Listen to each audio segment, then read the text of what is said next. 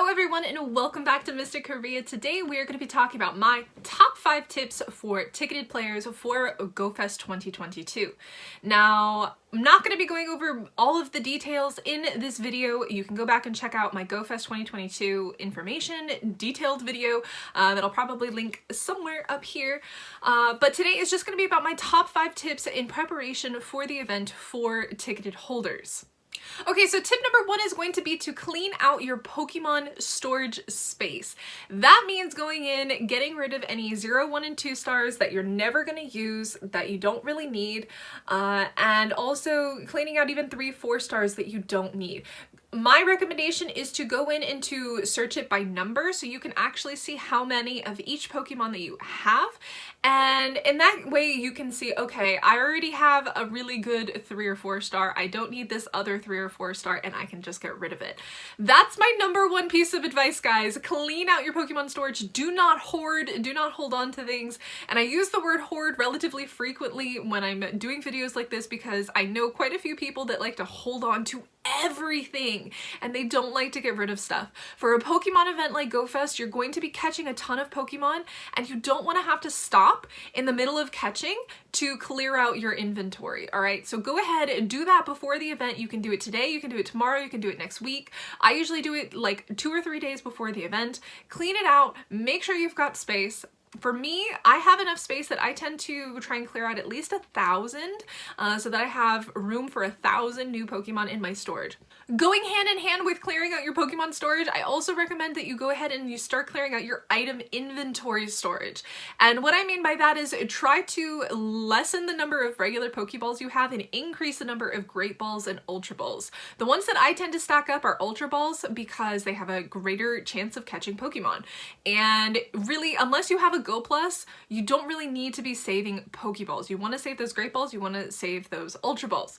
Now, the other thing that I tend to cut down on are things like TMs. I usually only have like maybe 20 of the regular TMs, and obviously I don't get rid of my elite TMs.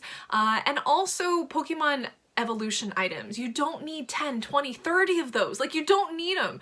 If there's ever a special event where you need items to evolve Pokemon, Niantic gives them to you, so don't worry about getting those back. I only carry maybe 5 of each item in my inventory at any one time, so trust me, you don't need to be carrying those around with you. They're wasted space when you could be using that for Pokeballs, when you could be using it for raid passes or other items that are really important. So tip number 2 is going to be about Pokemon coins. Now, the only way that you can get coins is by putting your Pokemon in gyms and letting them get knocked out by someone every day. The max coins you can get is 50 every day. So if you are consistent with this, then you can actually get up a lot of coins every week. So there's 2 reasons that I think you should focus on getting Pokemon coins for this event. One is going to be for the remote raid passes because, of course, there's going to be special raids during the event. There's Axu, there's this special costume Pikachu, but then we also have the new legendary, which we have no idea about yet. If you have any clue what it is, do let me know in the comments below because I don't have a guess. I've heard a few different rumors floating about, but I don't know. So if you have a guess, put it in the comments below. And number 2 is going to be you can use it to increase your inventory for both Pokemon and items. And I personally tend to focus on my remote passes. However, I also have a very large Pokemon inventory and item inventory. If you are a newer player, you're going to probably want to increase your Pokemon storage space and your item storage space because you want to carry as many items as you can, as many Pokeballs, and carry as many Pokemon as you can. So I definitely recommend starting to save up as many coins as you can before the event because we've only got a few weeks left until GoFest, and you're going to want those remote passes. You're going to want to also have item inventory and Pokemon storage inventory. Now, the other thing that I recommend doing is saving up your free weekly remote pass that you get in the shop. I'm going to be storing mine and saving mine, and then don't buy 3 remote passes yet. Wait until during the event because if you have more than 3 or 4 in your inventory, you can't keep claiming those free boxes in the shop. So only claim the free boxes in the shop and then save your coins until you've decided if you're going to buy remote passes, if you're going to buy item storage or Pokemon storage. So tip number 3 for ticketed holders is going to be to make sure that you have incense for this event. That's because using incense during the event hours is going to increase your shiny chances during the event. Now, Niantic has said that there is going to be better odds of getting shiny Pokemon through incense on Saturday versus Sunday, even though the same Pokemon are going to be spawning.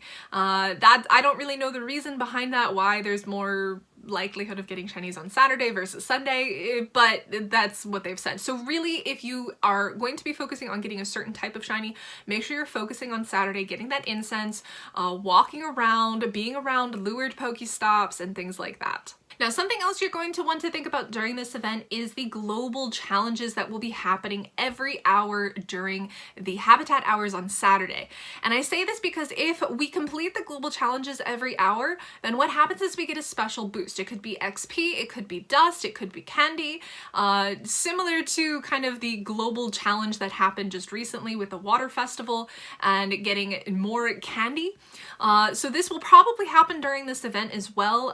They have said that there will be challenges each hour during the habitats, and what I want you guys to really think about is if there's an XP boost, do you want to use a lucky egg? If there is a dust boost, do you want to use a star piece? You're going to want to save those things now for that time, especially if maybe you'll be lucky and get a weather boost as well. So make sure that you've got lucky eggs, you've got incense, you've got star pieces in order to use during those hours if there's a special boost.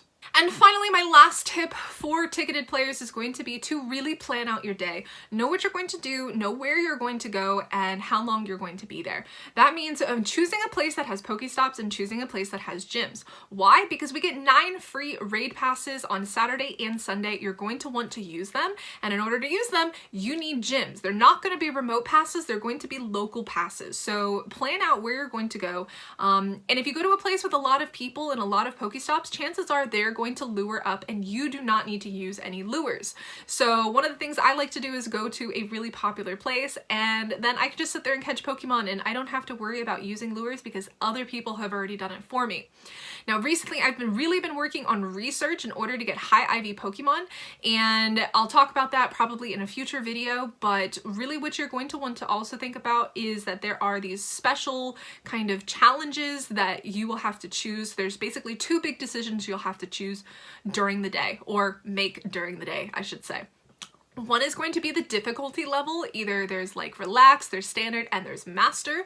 I assume master is going to be quite difficult. I will probably challenge myself and try that. And then the other one is going to be regarding kind of your research that you're going to get from spinning Pokestops. It's going to be, I believe, catch, battle, or explore. Now, exploring most likely to me is going to be walking, catching is going to be catching Pokemon, and battling is going to be battling either rocket grunts or NPC characters. So think about where you're going to go for those, what you're going to do if you're going to actually participate in that. Alright guys, that's gonna do it for our GoFest 2022 top 5 tips and tricks. I hope you enjoyed this video. If you did, make sure you smash the like button, and of course subscribe if you're new here. There will be more videos coming out soon about GoFest 2022, and also I will of course be filming GoFest 2022. So if you would like to see more stuff about that, make sure you hit the notification icon if you have subscribed, and I guess I will catch you all in the next one.